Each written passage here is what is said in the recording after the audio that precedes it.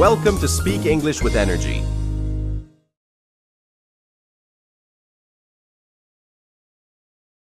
Hey everyone, welcome to Speak English with Energy. Today we're talking about life after 25, big changes we all face. You know, like when you're no longer the youngest in the room. I remember being in my early 20s, feeling invincible. But after 25, things start to shift, responsibilities add up. Exactly. And it's not just about age, it's about life experiences. Like realizing you're not a student anymore, and that's a big adjustment. So, why does this matter to English learners, you might ask? Well, communicating these life changes can be tricky in a new language. That's right. And we want to explore how to express these feelings and experiences in English. So, let's dive in and see how we can improve our English skills together. I remember turning 25 and feeling like I was at a crossroads. I had just finished university and was trying to decide on a career path. It was a really challenging time, but also exciting because I was learning so much. I can relate to that. It's like you're figuring out who you are outside of school. Exactly. And it's funny because when you're in school, you have this sense of direction. But after 25, you realize that life is what you make of it, and that can be overwhelming. That's so true, and I think that's why a lot of people experience a quarter-life crisis. It's like you're expected to have your life together, but really you're just trying to figure things out. And I think that's where communication comes in, being able to express your feelings and thoughts.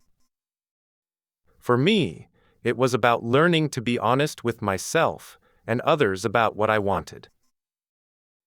Honesty is key, and it's not always easy, especially when you're trying to navigate different relationships.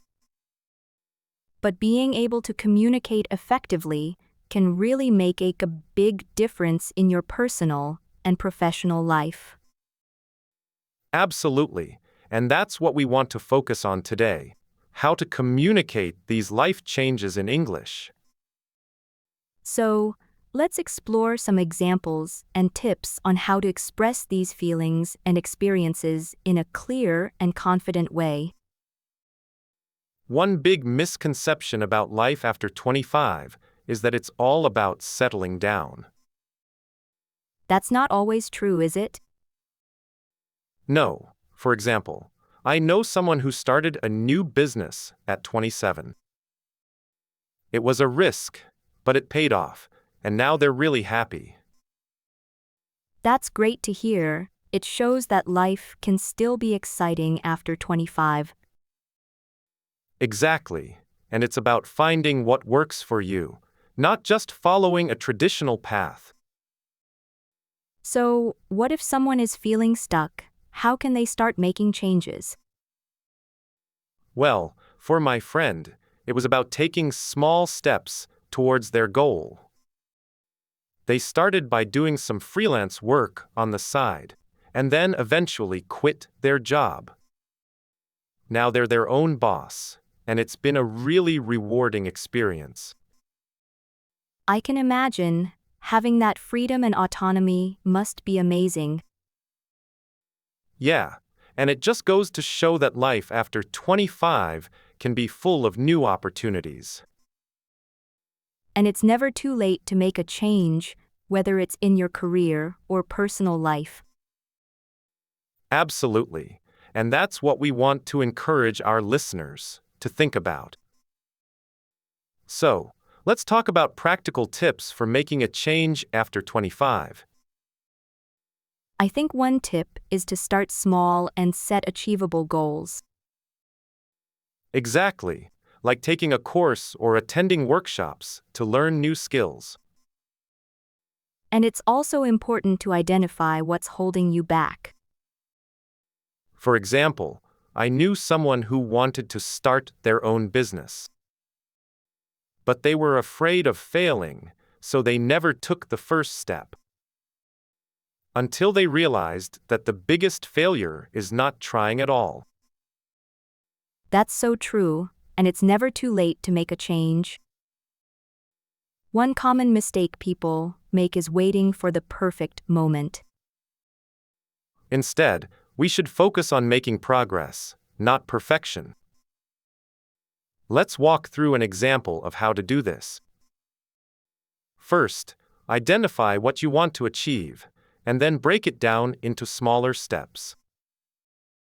And don't forget to track your progress and celebrate your successes.